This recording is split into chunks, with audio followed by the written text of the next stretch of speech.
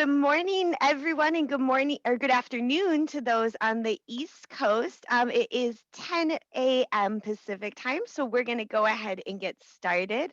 We'll go over some housekeeping items, and that will give folks a little bit more time to get on. If you're just joining us, feel free to go ahead and put the name of your organization, your city, and your state in the chat so we can see who's joining us today.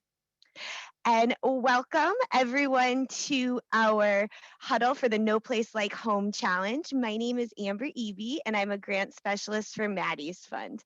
I'm really excited to be your host today. We are going to have 20 minutes of presentation time, followed by time for live Q&A. So before we get started, we're going to go over a few housekeeping items. Most of us are pretty familiar with Zoom at this point, but it's always good to review. So right now, your microphones are muted so everyone can hear the speakers. Once their presentation has concluded, we'll open the Q&A session.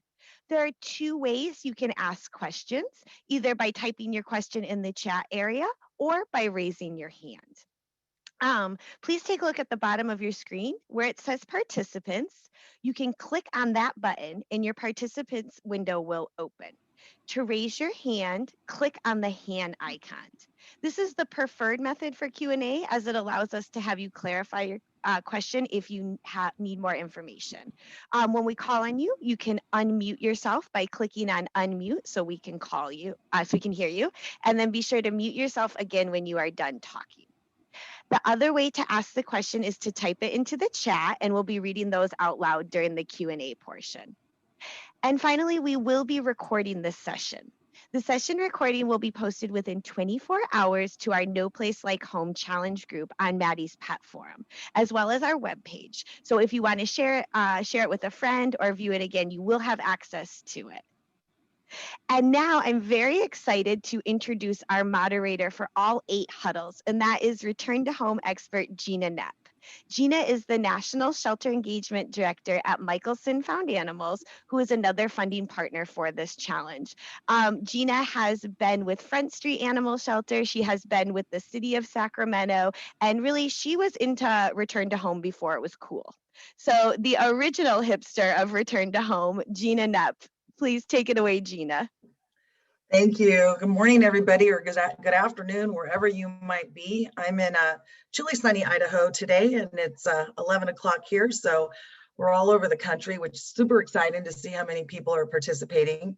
We have some great speakers lined up, interesting information. Microchips are near and dear to my heart, obviously working for Found Animals, although I like to preface that I don't sell microchips, so don't ask me to explain how that works. Although I do believe I have a couple of my colleagues on the call, Matt Ulrich and perhaps Caroline Laxton, who are experts in chips. So if a question comes up, we can refer to them for the technical side of things. And I believe we're starting with help me, Amber, I forgot who's going first. Shyanne. Oh, okay, Shyanne Shull. Sorry, old age is getting to me today. So Shyanne Shull is from Washoe County in Reno, Nevada, and she has been the queen of microchipping. So take it, Shyanne. Thanks, Gina. Good morning, everyone. I'm happy to be here to talk about a little bit about our very successful microchip program, and I'm going to attempt to share my screen, and I'm hoping for the best because technology is not always my friend, so I'm going to give it a shot here. I did throw together a few slides, and I even got adventurous, and there's a video in one of the slides, so we'll see how good I am today. But as Gina said, here in Reno, Nevada, and I came here to work for this department approximately 6 years ago, and I wish I could take credit for the very successful microchip program that we have within our department, but it was already well underway. We launched a pilot project in 2013 in where we offered free microchips for any Washoe County resident who wished to have their pet microchipped. And the Board of County Commissioners approved this program for a couple of years to try. And it was very successful. The staff were able to microchip thousands of pets in those first couple of years. And they were able to come back to the board and be able to tell a story about how successful it was and to ask for the board's permission to carry this project indefinitely. And so since 2013, Regional Animal Services has been offering free microchips for any Washoe County resident, and we've microchipped just under 30,000 animals.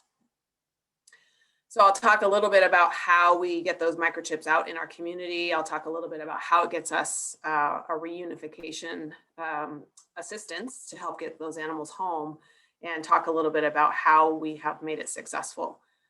And I've said this before, I don't really feel like we have anything super unique. We just try to sell a very successful tool that helps us get animals reunited with their owners.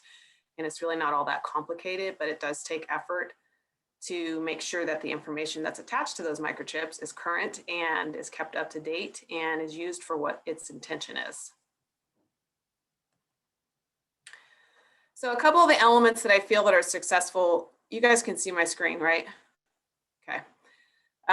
Some of the elements that I feel are successful, first and foremost, is of course the philosophy of the leadership of the organization, as well as if you have a board, the buy-in from your board, because resources such as microchips cost money. And so there needs to be the support and the ability to set the playing field for the department's philosophy and goals. And so our department really focuses on the return to home or return to owner aspect of the work that we do as a very important focus, because we feel that every animal has a home that comes into our care. And so we really try to focus on getting those animals reunited back home in the field before they're impounded. And if they do come into the shelter, brought in by a Good Samaritan or our field staff bring them in, we make every effort to start attempting to locate those animals' families. So it really does start with the philosophy. The next element is we want to make it easy, and everyone loves free. And not everyone necessarily understands the benefit of a microchip. And some people feel like it's a tracking device, or they have all these weird conspiracy theories about what a microchip actually does. And so sometimes it's just a matter of making it simple and understandable. And then also making it accessible is really a critical component. So prior to COVID-19, our shelter offered free microchips anytime during business hours, no appointment needed. Just walk in with your pet, we'll microchip it for you and get you on your way within 10 to 15 minutes. We also do monthly low-cost vaccination clinics, and we offer free microchips at all of those events. And then we also do events within the community where primarily we are focusing on just microchipping. And so because it's a free service, we don't have to worry about collecting money. We don't have to worry about all of those other things that usually go along with our vaccine clinics. It's very simple to set up and to facilitate within our community. And then talking about the value of the return, so the money that is spent on the microchips, how does it help us reduce the length of stay? How does it help us basically preserve the shelter space that we need for those animals that truly need it? So the injured animals and the truly lost animals that we need to try to work a little harder to find their owners. And also, again, focusing on the educational component and talking to the community about the importance of microchips. How do they work? Talking about the statistics, the 1 in 3 pets in their lifetime will become separated or lost from their owner is a really compelling statistic and easy to remember to throw out there to sell the microchip program. And then lastly, but not least, celebrate the wins, because we've all heard about those awesome microchip stories of animals that have been separated from their families for lengths of time, and somehow they were reunited after years or sometimes, thousands of miles of being separated. And so those are the very important stories that I think help to carry your message and to really tell the story about the importance of microchips. So those are a couple of elements that have made it really successful for our community. So as I mentioned already, 30,000 microchips implanted since 2013. This is one of our vaccine clinics that we do out in the community. We go to parks in the community. Again, we also do them here at our shelter once a month.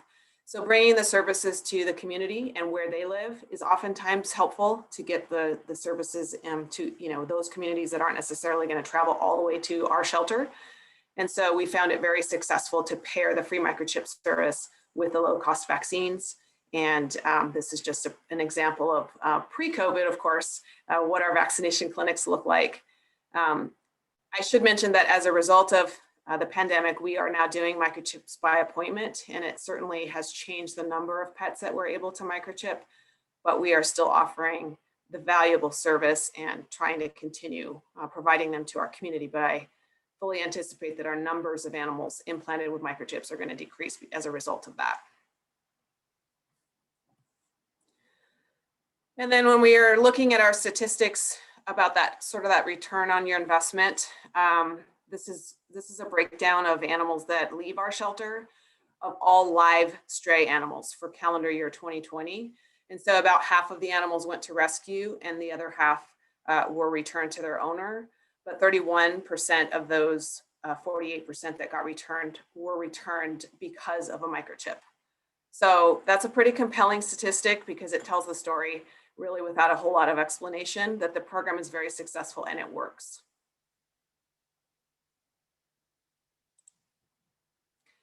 And then we also take a little bit of a deeper dive to look into how many animals that we were able to defer from being impounded in the shelter.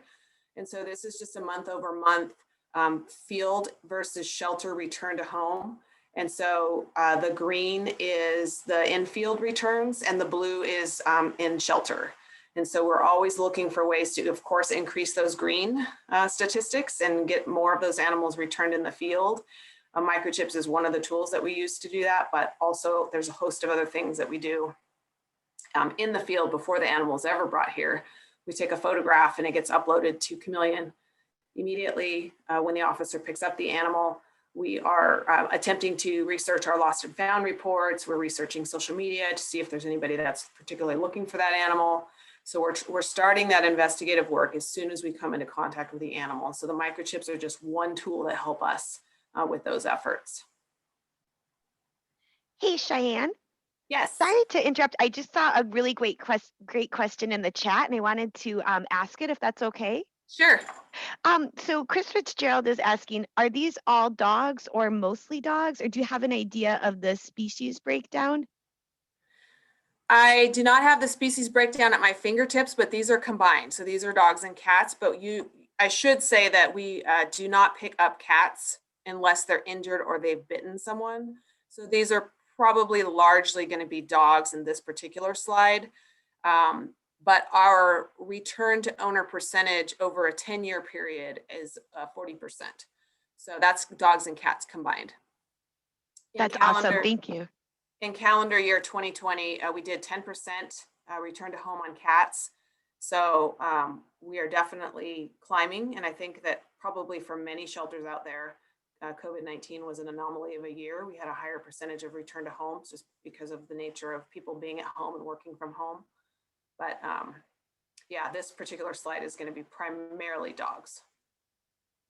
Perfect. Thank you. No worries. Cheyenne, before you go on, there's another really important question, and you are registering the chip at time of implant on behalf of the owners, right?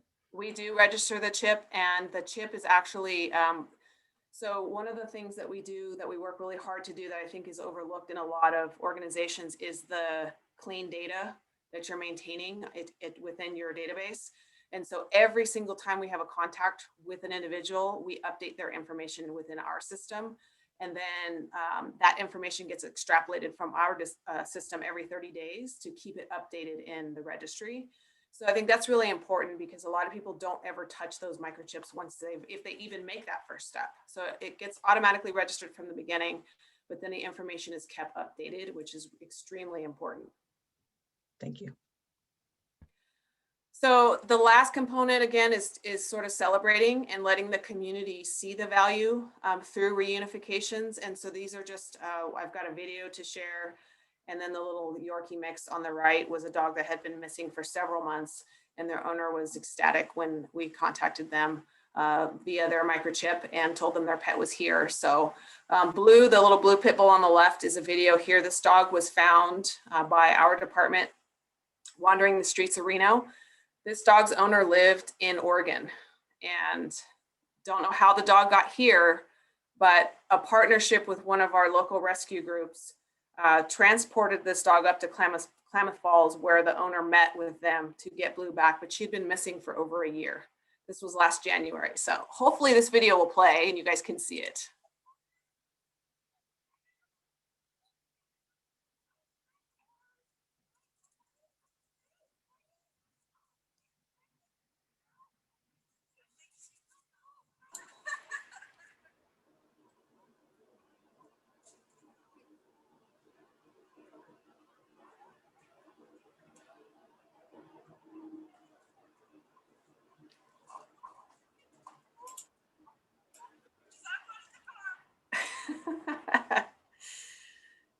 So I think that those are easy stories to share with the community that really just sell the program for you. And I don't want to, miss the importance of that. And so I think that those are things that definitely have helped make our program successful. And we are so excited to be able to share those wins when they do occur. So. Thank you, Cheyenne. One quick question Sure. that popped into my head. Have you been able to quantify the cost savings against the upfront expense by the reduction in length of stay and, that formula? That's a great question, Gina, and I would love to be able to really sit down and figure out a calculation to do that. It's not something that I've wrapped my arms around, and I think it would be a very compelling statistic to share with our board. The length of stay is average for cats 9 days and dogs is around 7. And, I should mention that our partnership with the Nevada Humane Society, which is co-located on our campus, really helps us focus our efforts on return to owner and all of the field things that we do because of our partnership. And they do all of the adoption for us, which takes a huge amount of work off of our plate. And it allows us to focus in other areas. But that's one of the things that I definitely would like to focus on is being able to put a number to the value of that program. So in the future, I look forward to doing that. Yeah, for sure. We did do that in Sacramento, and the amount was staggering. It was over $700,000 a year in savings. Wow. So it really does justify the upfront investment. Okay, so next we have Cindy Machado with the Marin Humane Society here to talk about their program. Are you out there, Cindy? I'm here. Can you hear me? Yes. Yay. And like Cheyenne, I too am suffering with bad technology, although she doesn't have crowing roosters, guinea fowl, and peahens to contend with. The kitties are napping, the dog is napping, so we're going to go for it. So thank you everybody for being here. This is a great series and we're really excited. I, like Gina, feel like microchipping is the key to so much success of our shelters. Many of you have shared in this success, and it's really exciting to see the innovation just flourishing. So I just have to take us back a few decades to the 80s. Those of you that weren't a part of the 80s might not know this, but they were great. They did a lot of great things for animals at a time when we felt like we were under triage. But actually, Marin Humane started microchipping all animals leaving our shelter from the adoption side and into the public side in 1988, which if you think about it, 34 plus years is a long time. I've been with Marin 37 years, and I can tell you without fail that seeing our redemption rates go sky high was largely because of microchips. And I should say that we had a really innovation, pioneering leadership at that time that really felt like there were no boundaries. So back then, what you may not know is micro kind of scary. It was brand new. Shelters didn't know what to think of it. Veterinarians were using it pretty widely and charging a small fortune. And so for the sheltering environment, it was a really scary jump. And it's hard to even imagine that now, but we're so glad that it was successful. So what we realized very early on is that how are we going to get staff to really scan carefully, to be vested in it, knowing at that time, 34 plus years ago, that they weren't going to hear the lovely beep that means, yay, we have a family behind that animal. So we had to develop a lot of scanning incentives, celebrate the animals that we were able to get a match. And so it just took a lot of building that excitement in the early years of microchipping and scanning. Then in about the early 90s, one of our cities, we have 11 cities in Marin County, but one of our cities embarked on a citywide cat identification campaign that was tied into licensing, which was actually how we were able to promote it. The licensing part fell off about 20 years later. But what was left was a requirement at that time that all cats be identified and sterilized, especially if they were going outdoors. That one ordinance jumped our cat redemption rate in one city up 400%. which was unheard of back in the early 90s. So we're going to just continue the work where we want to do, like Shyanne is getting as many pets chipped as possible. So every animal that leaves our doors gets one. We do clinics for microchips. We did our first actual pandemic drive-through microchipping vaccination clinic, which was really exciting for us. So we're going to embark more on those in the days to come. And then this past year was monumental for California as we passed a mandatory microchipping law, which requires all dogs and cats that leave a shelter and even a rescue group upon adoption or redemption be microchipped. There's a hardship clause. So if someone can't afford it within a 30-day period to get one, they get a little bit of a boost to find one. Requires shelters to, just get that money up front to get it done. It goes into effect in 2022. Many shelters already do this, but it'll really be interesting to see when that law is in full effect, if it makes a dramatic increase in our chipped pets. The other thing I think is really important is how our staff scan. And I borrowed this. This is a great document that we use. And scan, if you can just remember, starts with slow, close, area, and next step. And so making sure that we're doing things slowly, at least an inch away from the animal's fur and body. And it's not just across the back, it's across the back, it's down and around, and literally zigzagging across the animal and on both sides. Now, we haven't experienced a lot of migrating chips, but we have had a couple situations where chips were found down more around the elbow area. But if they're properly implanted, you're not going to generally see that. At least that's been our experience for 3 decades plus. But it's really important that we teach our staff how to properly scan just in the event that there is a chip. We've actually also had more than a couple animals with 2 microchips. And so that's always an interesting issue of what you do when there's 2 different people attached to an animal. And as far as the last part, next steps is if you get a chip, what do you do? Some of the options that we've been really happy with is really equipping our officers to have a scanning device in each truck. This allows them to go around neighborhoods to scan animals that finders find. It also allows them to see if pets have a chip so they can return them back to their families. And we've even integrated some of our fire departments and police departments with scanners, easily funded by members of the community. Some of these departments want to get them on their own. They are quite costly, but within reason. We've been lucky to be able to just put them everywhere we can. And then we are also very blessed to have a great rapport with our veterinary hospitals. We have about 42 in Marin County, which is a lot for a small county. And they are more than happy to help cooperate on scanning and chipping as well.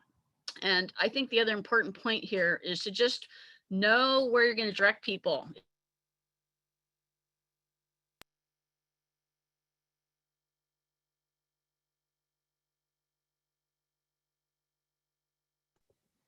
Oh, I think Thanks. we've lost Cindy. Cindy, if you can hear us, maybe try turning off your video, and that might give you a little bit more bandwidth. Sorry, we won't be able to see you, but we still could hear you then.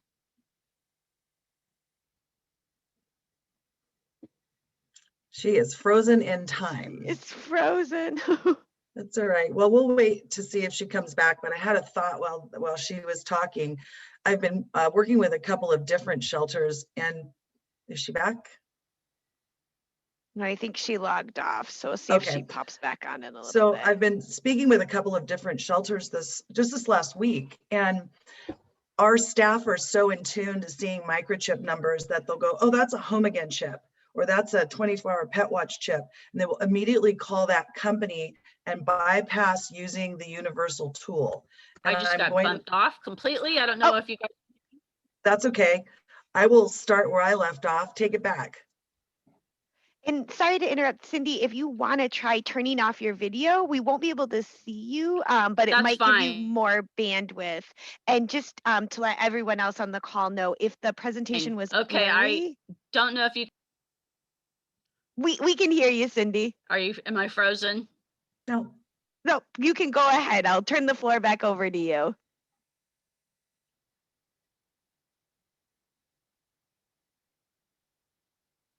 Okay. Well, then I'll try to finish my thought.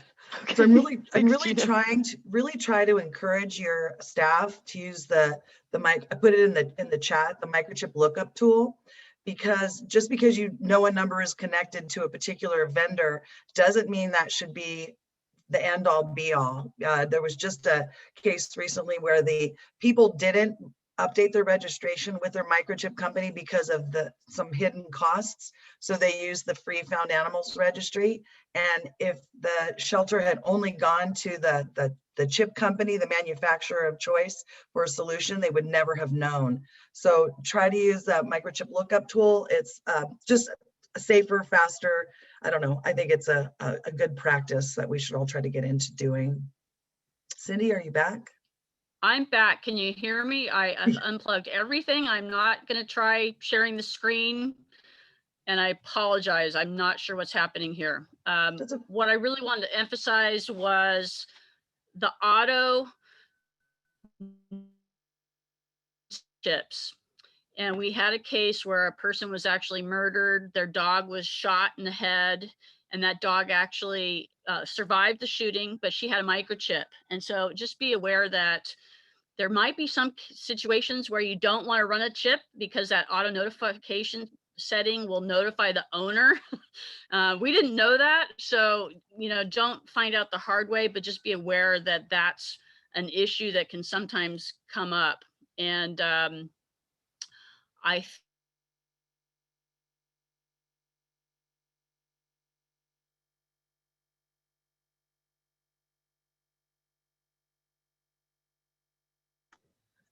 Cindy, I you think guys we did lose you a little bit. I've been having a conversation. My apologies for the screen sharing. I think the PowerPoint might just be too much. That's okay. All right, so let's try and tackle some of the comments or questions that we might have gotten in our in the chat box. I think Shyanne did answer the question that they are using home again chips. Again, re-emphasizing registration at time of implant is super important, and taking that extra minute to really explain to the pet owner or the adopter how the chip works. What is their responsibility, encouraging them twice a year to update, or to check it, to make sure the registration is current. All of those little tiny things make a vast difference for getting pets back home. Did you, Amber, I didn't see any other question. Someone did post, oh, sorry. Someone did have a comment about setting up a community microchipping event, but having difficulty finding a veterinarian to chip. Some states don't see that as a surgical procedure, and some do. So I think it all depends where you live. It was Joanne Dean. I don't know where you are. Oh, wow. Not being able to find a veterinarian willing to chip unless the animal is under anesthesia. Huh, super interesting. Joanne, where are you?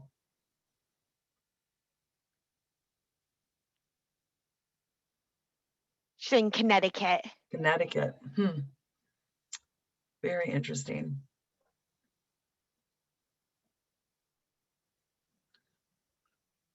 I saw someone comment about the microchip lookup tool. They have their dog registered and found, even though it has a different kind of chip in it. A lot of shelters just don't realize that the tool is there, that people are using it, even if they don't have a Found Animals chip, because it's so easy and it's free.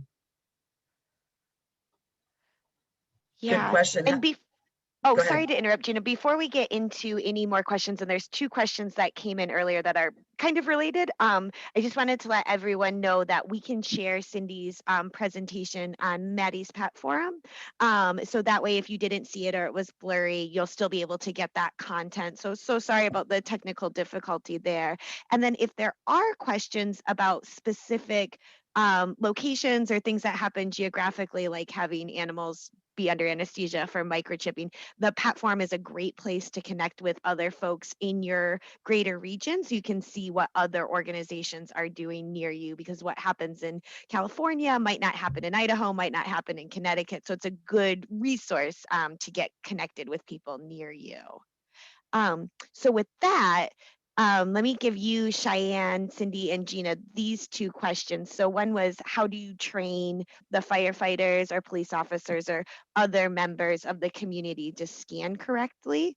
And then what about with the employees at the shelter or at the veterinary clinics? Because some folks are having issues with vets not scanning correctly and missing the chips.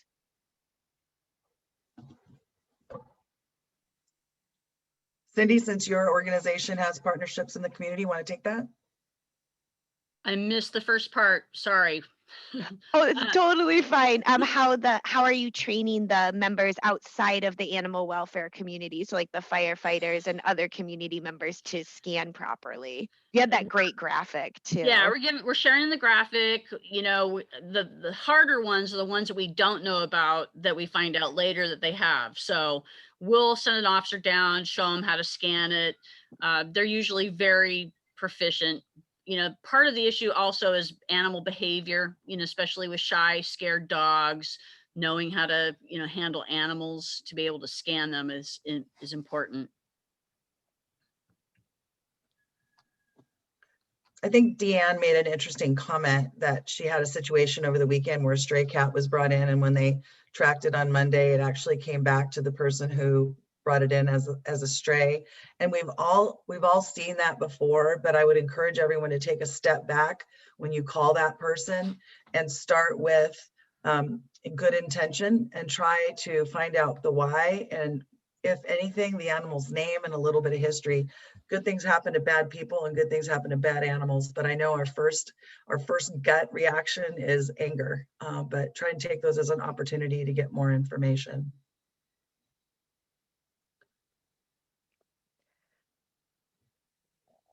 And Christy Alford asks, when we're talking about scanning and how somebody in the comments said they found a microchip in one of the cat's like wrists.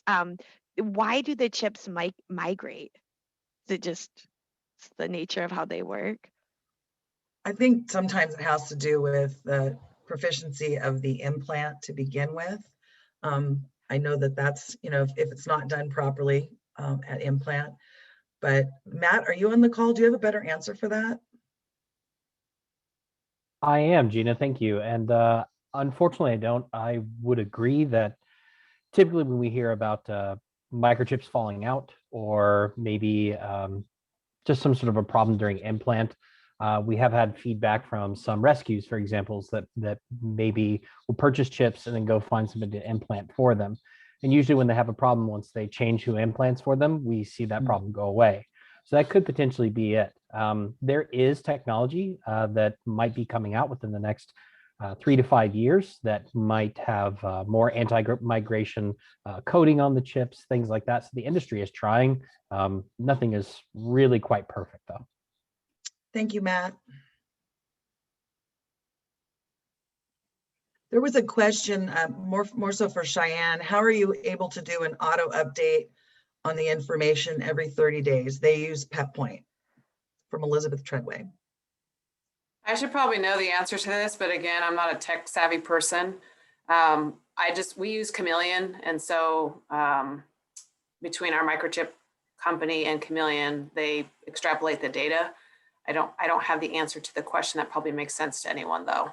So that's one of the benefits that we feel is for our chips is we haven't entertained having another microchip service because of that benefit. Not every microchip service offers that. And we feel that that's really important. I just don't know how it works on the back end.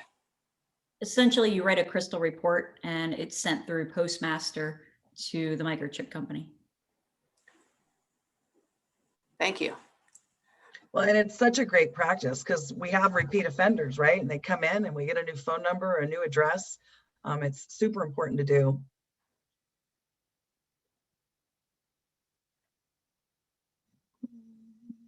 And this is kind of a good pause point where where we look at the questions. We do have our technology huddle on Thursday, and that's going to be 1 p.m. Pacific time. So any more specific software questions we should be able to answer. We've also invited some representatives from the major shelter software companies, PetPoint, Shelter Love, Shelter Buddy, Chameleon. To join the pet forum so that those specific questions can be answered. So we're hopeful to get some representatives from those companies on to answer the specific technological questions. But thank you to Erica for answering that one. I was curious, Cheyenne, when you're offering free chips to everyone in your community, do you ever ask for donations? We do. We actually have one of the little acrylic boxes that we put at all our vaccine clinics and microchip clinics to ask for donations. And we're very fortunate in that we live in a very giving community. And so we have donations that are sent to us between $7,000 and $9,000 quarterly, just from our community. And oftentimes it comes from online licensing. And so they'll be licensing their pet. And because for an altered pet, it's only $8, oftentimes they'll donate extra $2 or $5, or they'll make it an even 20. And so we do have a pretty healthy donation fund that we utilize for a variety of our outreach programs. Yeah, I found that when you did free or extremely low cost and asked for a donation, you more than covered the cost of the product. Maybe not labor, but the product costs, because I know there's always that concern. I think there was a question about that. How do we fund the chips?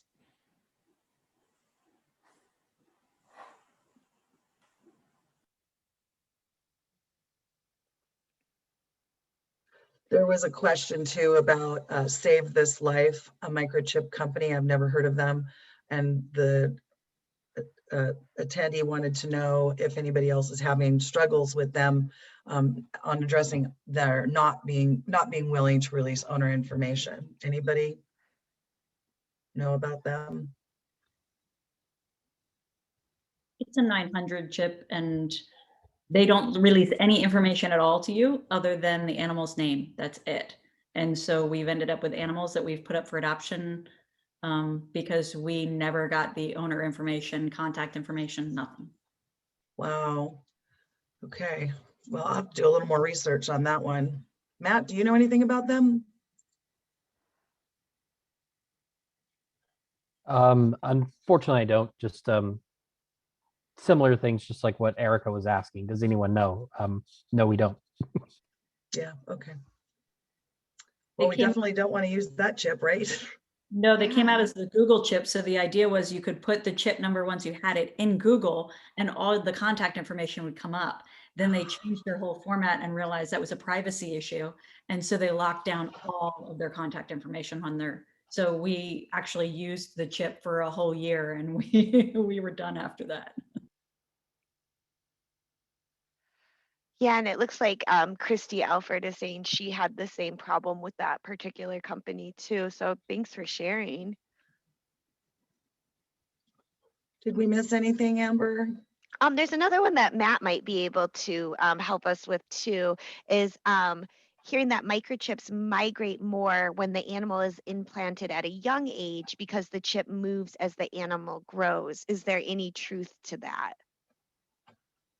We believe that there is, specifically from the veterinary field and from the manufacturing standpoint. So, for example, there are standard chips and there are mini chips, and most of the mini chip manufacturers will say, "Look, don't use this if you feel that the animal is going to exceed 30 to 35 pounds, somewhere around there." Quite often, when groups will use a mini chip for all animals, if you're implanting that in a 6-week-old puppy that will grow to be 85 pounds, there's probably going to be a high likelihood that we could see that chip migrate. For cats, I just chalk it up for them being cats. What can I say? Thanks, Matt. Yeah, thank you. Kim had a good question or comment that they'd like to get scanners for their police department and fire department, but don't have the funding to do that. It's still looking for good scanners at a discount. Personally, I feel like you get what you pay for in the scanner world. And even though I work for Michelson, my favorite scanner is Home Again. They last forever. Matt, don't tell the boss. But have a community fundraiser. People would get all over the fact that we want to give firefighters and police officers scanners. So I think overnight you could raise enough money to get scanners, and hopefully your organization allows you to fundraise.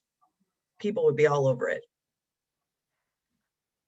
And we had a really interesting conversation in one of the other huddles too, that the hub of the community might not be the police station or the fire station, depending on the community. It might be the corner store, it might be someone's house or a community center, some place where the people in the neighborhood have their community and they're drawn to. So not overlooking those non-traditional places once you're able to get the microchips and the scanners to empower people to be scanning.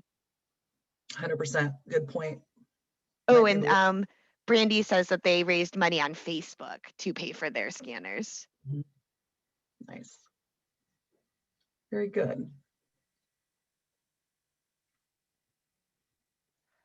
And there's one more interesting question that came in from Joe that says, maybe more of an IT or technical question, but wondering what software products or applications are being used to collect fees for microchipping in the field, community-based events, or collecting payment to a prior scheduled appointment for a microchip. So if you are like, if they're using dip jars or Square or Venmo or another way to collect, like an electronic platform to collect money. I know in Sacramento we used Square and we had the tip jar.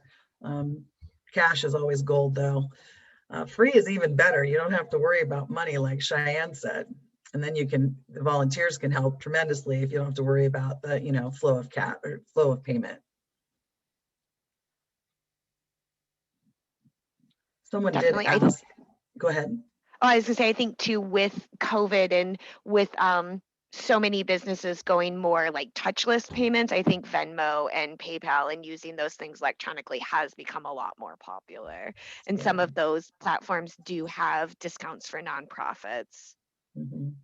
Shyanne, when you have your microchip and vaccine days for the public, do you typically have a veterinarian on site? We do. Yes, it's required for the rabies vaccination. So not for the microchip clinics. So that's what allows us the freedom to have them, much more frequently and to have them during business hours here, because we don't have a veterinarian on staff. We contract for our veterinary services. So it's a little bit more cumbersome when we do vaccine clinics. Excellent.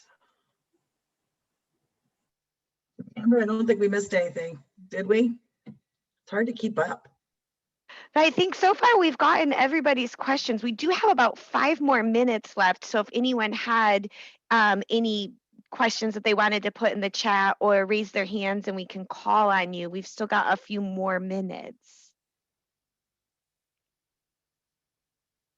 One of the things I wanted to add, and I put it in the chat, we've had a request from our community. We have a lot of horses in Northern Nevada. And we also are in the zone for fires, wildland fires.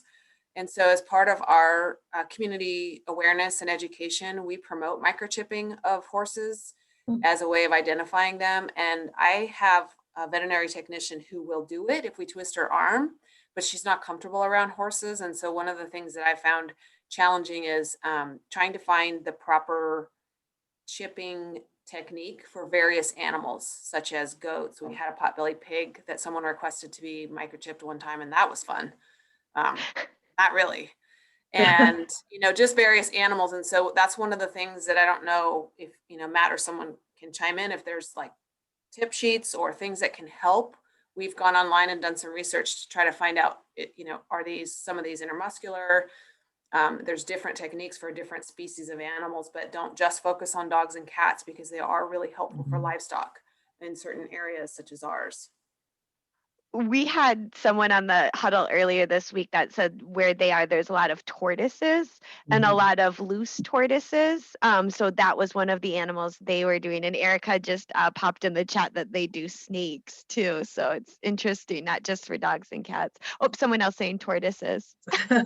Where would you scan a horse though? Like, where would you start, Cheyenne? Are they doing it in the nape of the neck?